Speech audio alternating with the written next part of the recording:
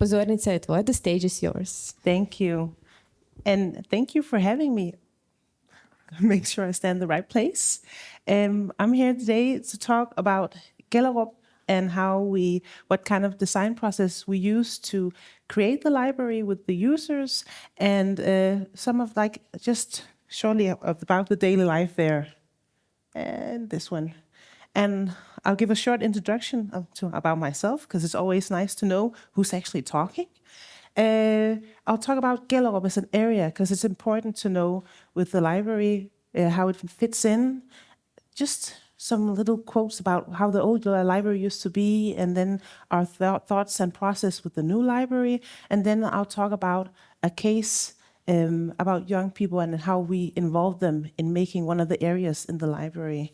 And in the end, I'll come to show you some pictures of how the library, how we do it now, and what's left now, yeah. So who am I? I'm Andrea. I work at Aarhus Public Libraries, but in the local branch, Gellerup. And I've been a part of the team Gellerup since March 1st, 2020. Yeah, that's right. 2020, yeah. It was it was an interesting time to start, because I worked at the library out with having a public, with the public and going out. And then after 2 weeks, everything shut down and I got sent home. So it was my first time at Gellerup was learning about Gellerup behind the scenes, or behind the screens, I should say. But Gellerup as an area, it is part of Aarhus, and it's known for, it's a part of the western district of Aarhus, and it's known for its high unemployment rates, and its lower income. There's a lot of people with lower income in the area, and it's an overrepresentation of immigrants and their descendants. This has caused it to be known as an area where it's the disadvantaged area, and not a lot of people want to live there. So how can you change that? So they started in the early 2010s in undergoing a large scale of renewal and development. And it's been where they changed a lot of the housing. I want you to show this right here. This is the new library area here, and it's on the down floor, but they also changed the infrastructures. So there used to be buildings here. They tore them down to open up, because it was filled with a lot of buildings that looked like this, and it was known to be an unsafe place, and you shouldn't go out there after dark. So how do we brighten up and make the area safer? And they also tried to have new students come, with the dorm rooms being over here, and new residential areas as well, and another public building here. But what I would also say is, when you say all these negative things about Gellerup, it's also an area where there's a strong sense of community, and everyone comes together, I would say, despite of being different. Everyone wants to bring up the area. There's a lot of volunteer work, and there's a lot of eyes to make Gellerup a better place, not just from outside, but inside the community. When you live in Gellerup or you work at Gellerup, you're proud to be a part of Gellerup, to make it a better place. Sometimes we don't always disagree, but we always on what we should do, but we always want to make it a better place. And like I showed you here, these buildings were all over the area in Gellerup. They're built in the 1960s, and they aren't built to last. The apartments were big and made for, before everyone, they had an idea in Aarhus that people wanted to live in residential areas, in big apartments. So they built a lot of these buildings here, but then when the time came, everyone wanted to live in a house, so they couldn't really get people from middle house incomes to live in this area. So that's also why a lot of immigrants were located to Gellerup as an area. But also these buildings weren't meant to last very long, and weren't meant to last around 60 years. So this is now. So the building, the old library building, was needed extensive renewal. I remember one of the times we were sent away, we came back to the library and all the reservations were flooded with water because one of the pipes had burst. So it really needed to be changed, but also the library at the old place was a serious library. This is a quote from some children where we asked them, what do you think of the library? They said, the library it's a serious place. It's a place for helping adults. It's adults who need to get help. And that's because the first thing you met when you went into the library, I should say in Denmark, you have civil service at the library, so you can get your passport and you can get like your driver's license renewed, and you can also have if you need help, we have this public thing called Meet ID that everyone needs to have. So that we have people coming into the library for civil services, and also because Gellerup is the area that it is and has a lot of immigrants, we also have something called Folkeinformation that helps people with, I don't understand this email from the municipality, or I need help with bringing my family from another country up to this. And again, being a lower income place, this means that people were often in like disadvantage or late. So they were always often in distress, and that would be the first thing as a child that you would see when you got into the library. So the library at the old Gellerup, it wasn't a place where you think fun and creativity, or like, okay, this is where I can go to be free. Just so you get the sense, it was like we did have some nice arrangements, but the first thing you met, it was serious. So what were the things that we wanted to focus on at the new place, at the new library? And we wanted to be an attractive place for children and their families, to not have that sense of, okay, this is urgent and this is serious and this is not a fun place. We wanted to give them an opportunity to play and to learn. We also wanted to be have a strong sense of democratic public information place. I'll talk a little bit about what we've done to do that later. And we also wanted to be a strong sense of maker space, and not just for children or like craftsmanship, but also for adults to come and like, I wanted to test this. How does a 3D printer work? Or how can I use the laser cutter? And we wanted to be attractive, a challenging place for young adults. And then just because we don't want to get rid of people that actually need the help that come to the library, we want it to be for everyone. We just don't want it to be like the first thing you meet when you go into the library. So how did we do that? We started in 2016, so before me and my time at Gellerup. But we started by saying, okay, we know we're going to have this new library. We don't know what it's going to look like.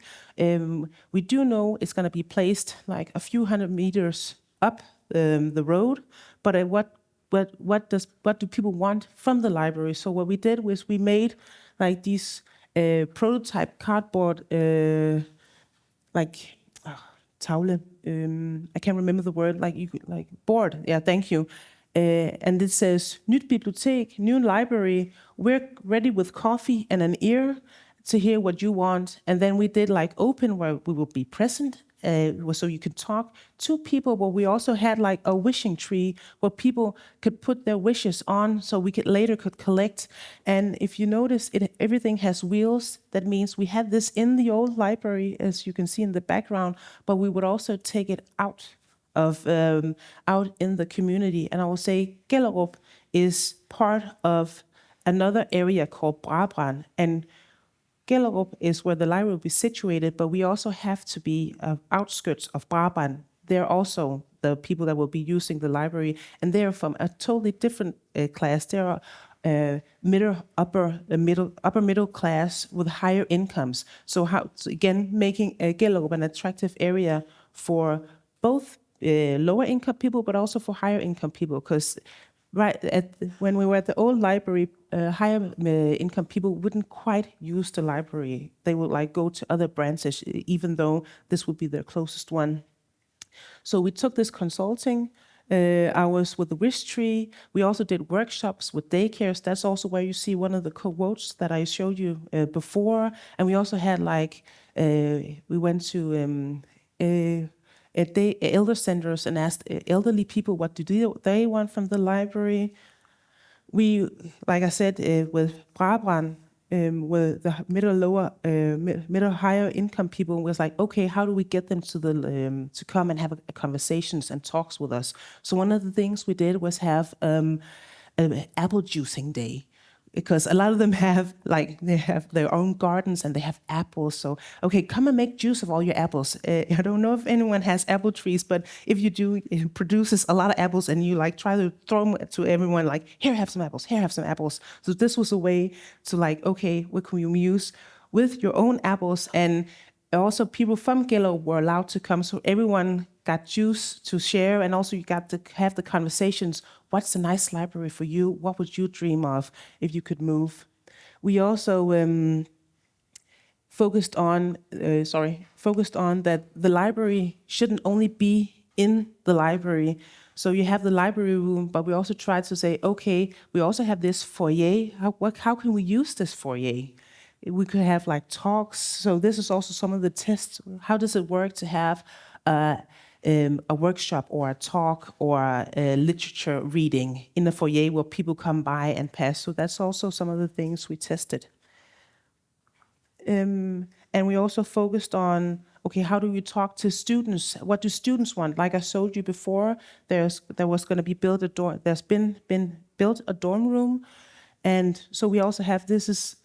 I promised myself I was gonna Google the translation of a ladcykel. It's a big bicycle where it's a regular person bicycle, but there's like this large compartment in the front that you can see here. This is the front of the bicycle, and you can keep all the books in it, and then you can open it up and have an exhibition. So you can drive around to the city. So we drove down to a place where students come on their first students' day and had like, okay, what would you like? Here you can have a cup of coffee, and you can have like borrow a board in the game, and just to have a talk. Let's see here. And this brings me to, I would say, all in all, these processes have been really nice, but we did meet some struggle on the way. And one of the things we did struggle with was creating a youth area in the library, because we had the architectural firm that was going to do the interior design had some really great ideas for all the other places in the area, but it didn't feel youthful, because we said we don't want posters everywhere because they get outdated really quick. So you see a poster of Titanic, well, that was when I was young. So you need to have it feel fresh for longer. But we don't want it to seem like a study room where you study or have dorms. So it never really clicked. So the challenge was, how do we make an area for tweens when we're not teens ourselves and tweens? So we said, okay, this is our challenge. Our solution is to hire in or get teens to be a part of the design process of creating prototypes for what teens actually want. So that is what we did. We were running late, so we started at the 3rd of November for 6 Wednesdays. We got teens to come in, and the last Wednesday was December 8th, that was our opening day. The plan wasn't to be finished by opening, it was to get the sense of idea, because I also feel like we needed to test the area. How does it actually work? And also we met with the young people Wednesdays, like I said, but between 4 and 6 p.m. And we gave them snacks and dinners, and we also hired them to make them come. I would say we were given 20,000 Danish crowns, which translates into approximately 3,300 euros, to pay the young people to have guest consulting come in, and also for the prototyping and the materials. And we partnered up with the youth. They came from Lommegul and Junior Rangers, which are kind of like a workplace. It's an enterprise in Gellerup. Like I said, the area is disadvantaged, and also studies have shown that young people who don't have a job when they're young might have a harder time to get into the job market. So Lommeguls and Unirangers idea or goal is to have as many young people come in and get a sense of, okay, this is what it means to be on time. This is what it means to have responsibility, to show up for work. And then they do like little tasks. So we hired them for this process. And every one of the youths we have then were asked, so they volunteered for the job, but they did get a little bit of a pay to get the sense of this is actually a job that we're doing. And also we had the Transform, which is the architectural company that made the interior design. We had them in on as well, because we didn't want to okay, thank you for everything else, and we're just going to do what we want to do ourselves. So we had so them tied to the project as well. And then we had Ung i Aarhus help us out a little bit with their makerspace and their rooms, because we were starting to move the library, so we needed space to be as well. And also that one of the teachers, Jens Hyllegaard, works at the makerspace. He also has the company Favela Studios that make interior design themselves. So we wanted to be, so he was on the project with the young people with me, and then afterwards he was the one who built the furniture in the end. Like I said, we had them come over 6 times every Wednesday, and I'm just gonna take you through what happened each of these 6 times, because we started with, let's have an introduction, let's talk to each other, who are we, what do we want? So we asked them, what do you think of when you think of the library? And to make it up, to change it up a little bit and do something else and not just write on paper. We wrote on the glass of the building, and we also asked them, don't say the first word, because everyone often says books when they think about the library, but what is the other thing you think of? Of course, someone said books anyway, but words like manga, relaxed, homework, anonymous, quiet, hard, learn, refuge, couch, boring, sad, dog one, bad colors, beanbags, school, computer were some of the words that they said were what they associated with the library when you just asked them. The next thing we asked was, okay, let's do a 5 times why.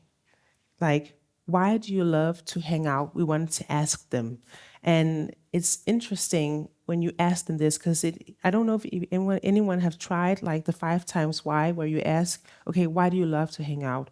Okay, why is that? Why is that? Why is that? Some of them got a little bit defensive, you could feel, because they had to ask each other, but okay, I'm actually being, something's being, pulled out of me that I don't know if I quite want to give, and I have to be a little vulnerable. But some of the words that came out where they like to hang out was in the hallways during break at school. And that's because it was the feeling of being unsupervised. They had the feeling of there were a lot of eyes on them. And not in the social control, okay, I saw you over there, why were you talking to this boy? But just teachers were having eyes on them. Their parents were having eyes on them. They wanted to be escape and not having to stand up and be, okay, I'm proper and doing what I should, and have no expectations of me, and to be themselves. And some of them also said oh, I love to hang out on the beach, have the freedom and peace. And also, with the hallway, freedom, a break from the controlled daily routine. And others were I just like to be in my bed, with stuffed animals, and it's soft and I can relax. And other of the young people, youth said, oh, I like to be in the club, be around friends and hanging out, relaxing and having fun. And some were I like to go to Copenhagen. So the whole different other world. So we also did was write down on plates, what don't we want to bring to the new library? And one of them wrote skolestemning was school feel. Okay, this feels like school. And another didn't want to bring utryg, unsafe, or didn't want to bring silence, stillhed, and also didn't want to bring cigarette butts, because outside the old library there were a lot of cigarette butts, so they didn't want to bring that with them either. So we all went outside, and we have all written on the plates, and then we all smashed the plates, and it was cathartic, and it was fun, but it was also super anticlimactic, because the adults in this situation, being me and my colleague, hadn't thought about all the cleanup afterwards. Yeah, I told this to one of the others, and she was like, "So you didn't like have like a carpet out?" I was like, "No, we weren't that smart." Yeah. So, but it was also I would like to turn it into a positive and say, because the young people helped us with cleaning up, so we went out and picked every last bit of china. The second time we met, we wanted them to show, okay, this is going to be the area, like the building was still being made, but to show them, okay, this is the place that you're going to hang out. This is what the architectural firm has decided is your space. And they were like, we don't like it. It's like they want it to be cozy and kept in. It's 7 meters to the ceiling. So, and then there's another room where it's like, ooh, we want that room. That's not for you. That's for children, but we want that room. Like, you can't have that room. Oh, okay. So what do we do to make it a different space? Yeah, a space that you actually want to have. But like, we want to have a room where we can have doors. Like they said, they want to be shut out from the world. But I guess it's the same thing here in Croatia. You can't just have teenagers cooped in a room, because you don't know what they're gonna do. They can be a little destructive if they get bored. So the third day we met, and it's like, okay, this is the space that you're gonna be, but what kind of how would you like the furniture to be? And we didn't call it furniture, because we didn't want them to say, okay, they're just going to build a couch. Jens Hyllegaard, who was with me here, said, okay, I want you to build body, okay, I'm just going to say body furniture, but not like a couch. It has to be a body resting place. So you have to say, okay, this has to be a place where a body can hang out. And then but don't think a couch, don't think a beanbag, think out of the box, go wild. So this was what they did here. And we also had the architect from Transform, Lene, come and tell them a little bit of what they've done with the rest of the place, what they've thought about, why they have chosen the colors they've chosen, and also for Lene to get some perspective. Okay, so she also got the chance to talk with the youth. What do they actually want when we build the space for them? And afterwards, we hired in a local graffiti artist, Dennis Evers, and we here they're painting boards in the colors assigned to the library, and then they also used or traced and tried to make their own text, and he gave them a little lecture on graffiti culture. Because the next time we met, at this point, we've moved all the books from the old library, so we're actually in the library painting graffiti, and they were all painting their own tags on the boards with the colors, because we were told that we could go a little loose, but Jens also wanted to stay true to the aesthetics of the rest of the library. So how do you do that, but still like giving it that grunge and that edge? Okay, graffiti, but with the background colors of the rest of the library, so it harmonizes without harmonizing too much. And on the last day, we met with the young people. As you see, the furniture isn't quite done here, but we wanted to show what we've done on the process, on the opening. And this is the King of Denmark, who was at the opening of the library, and the young people got to present to him what they've done and of their process. And also, we were all very happy that we could get them to actually show this to someone else and have a conversation of what they made. But we were also a little scared, because before we've got sent what you can say, what you can't say to the king, so it's all very strict. And it was like, do not ask for selfies, and you have to speak proper. So they were a little stiff when they met him, but they warmed up really quick and were really good at presenting what they've made. And the king is wearing football scarves, but it's from Gellerup. So like they walked around with them. And this is what it ended up looking like. We have the furniture with the colors, the theme colors of the library, and these are the kind of walls to create the kind of like in the room, but not too much in the room. And we also asked if we could have wheels on them, because first we wanted to actually build the box, but we were told you can't build a box because that's not what this. There's 7 meters to the floor, to the ceiling. You can't box it in because you can't make a box into a box. So we have to make it open, but we also make, but then we have to make it dynamic. So that's why we put on the wheels at the furniture, and now we roll them around everywhere. If we have talks in the library, we use this as a background because it gets a great setting. It's not just for young people, and also these are interchangeable. We did this for the young people to have a sense of, we see you, this is your product that's actually in the library you can come to, but we also need to take this off when they're no longer young and they don't get the feel of, this is what I contribute to, so we can have like maybe have other young people come in and do artwork and have it shown into the library. This leads me to the daily life of the library now. I would like to show you some of the pictures of activities and what we do here in the library, and how like having that strong sense of makerspace, we've tested it, and this is also out in the open, 7 meters to the floor. A lot of makerspaces, to my knowledge, are all boxed in, all in little rooms because they need to have the special suction, and but it's not often out in the open. And how do we have a makerspace out in the open where people can roam the library when there's no people, librarians? I don't know what you call it. It's unstaffed, when the library is unstaffed. So we tested it at the old library with these metal shields, and also we had a lot of trouble with the vent, but finally it's getting done and fixed, so we can turn on the laser cutter.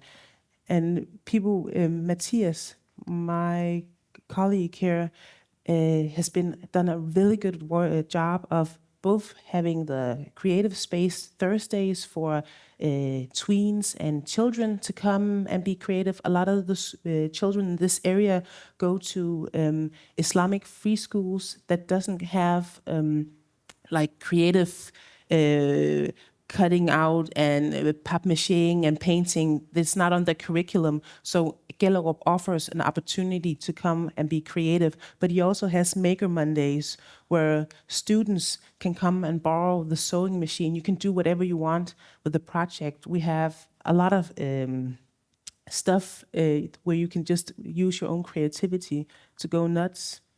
And like I showed you in the beginning where we tested the foyer, this is how the foyer looks when there isn't an art exhibition going on, or if there isn't a talk. But I also wanted to talk about this picture here. When I said in the earlier of the presentation, I focused on democratic and being a democratic library.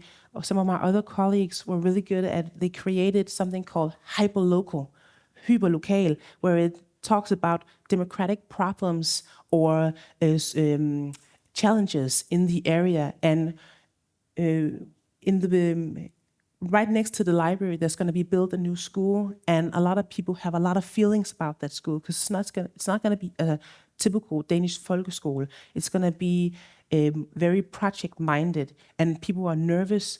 Do the challenged lower-income children have the capacity to learn how to work project-minded from level 0, from the small age of 5 to 6, all the way through up to, do they have the capacity to that? And then also like, no, it's not going to be filled only with lower income children. We're going to be all over, but no one's signing up their children. So we had like a hyper-local debate about, what the school should look like. We also had a hyper-local debate of what do we want Gellerup to be. Like I said, a lot of people have a lot of feelings. There's a lot of eyes on Gellerup.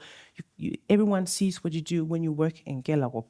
So people have a lot of feelings of how the renewal, some of them love the renewal that's going on in the area, some of them hate it because they feel like you're changing my home, I don't want to move and that kind of stuff. So we had like open debates, and one of the debates, the mayor even came to listen. He was told to listen, so he couldn't do his own, like he just had to sit. He talked a little bit, but otherwise it was just residents in the area who came and talked and gave their opinion.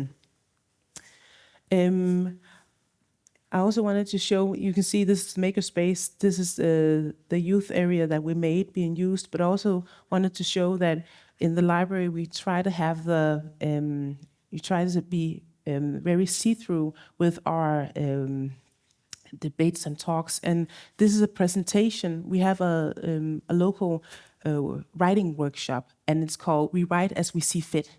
So you just write, and it doesn't matter about how good you are or how bad you are, you just write as you want. And then they do presentations up in the library, out in the room, so everyone can walk in, or they can stand and listen, and they can go if they want to.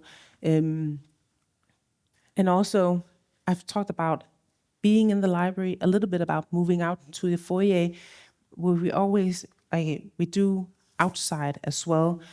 And also we try to go beyond the library for special events. Like every September there's a run in the area, so you like to get people who doesn't live in Gellerup to give a sense, okay, this is a safe place to be. So it's an official run. There's we've created, this is the square right outside the library, where we've created every Thursday like market days, where the library is part of like a bigger building with a lot of other partners. There's partners on the other side. Here, Gellerup Library is part of something called Samlingshuset, like the gathering house. It's where you're going to be more like cultural, literal, with literature. And on the other side, it's called Bevægelseshuset, like the moving house, where it's more focused on, there's as you can see, this is inside Bevægelseshuset, there's a climbing club, and they have this, they donated this wall so everyone can just climb a little bit and get practice with that. And there's also like a circus for children where you can learn circus, and we do cooperate with them out. This is from the birthday, 1 year birthday. It was very cold, so no one was outside. But otherwise, it actually booms a lot with life every Thursday with market days or special. This is come together Gellerup days. So the library also goes out to Brabrand when they have their cultural week as well with the bicycle. We still do a lot of outwork for people to get the sense, okay, we see you. Because one of the things that people were from Brabrand were like, okay, you're moving further away from us. Like some of the old people was like, I'm not gonna come to the new library. It's like, why not? Because I don't want to take 2 buses. I can only take 1 bus. So we try to go to them as well. It's like, we still see you, and we know Brabrand is 2 buses away now, because you have to switch, even though it's just a few hundred meters.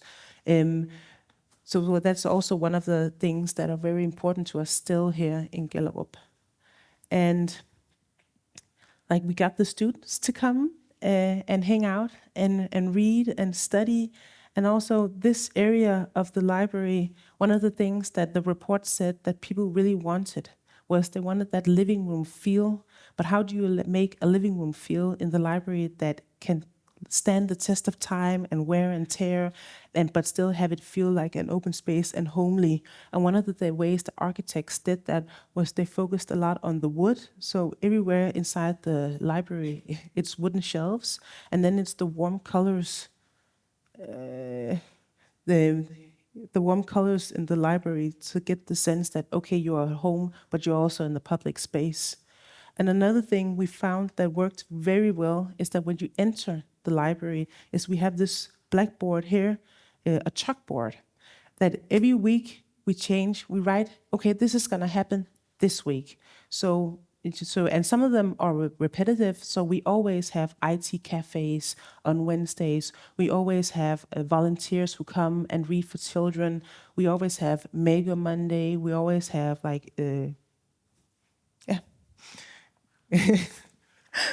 we always have an activity on Saturday that has the children and families in mind. And this is just a picture of the small children's department. Oh, and also you can see we also have a garden, a library garden, where we also do activities like playing with the sun, a project Matthias, my colleagues, works on with solar panels, and also finding beetles. There's in Samlingshuset, the library where library is situated. There's nature facilitator, where she talks to little children. So we had like kindergartners and preschoolers come, and we went out in the garden and found beetles to show them a piece of nature. Because Gellerup is a block building. There isn't like forest nearby, but you can still find nature in like little gardens. So this is also what we use the library garden for. So we try to be both inside the library and outside the library. Thank you. Fala.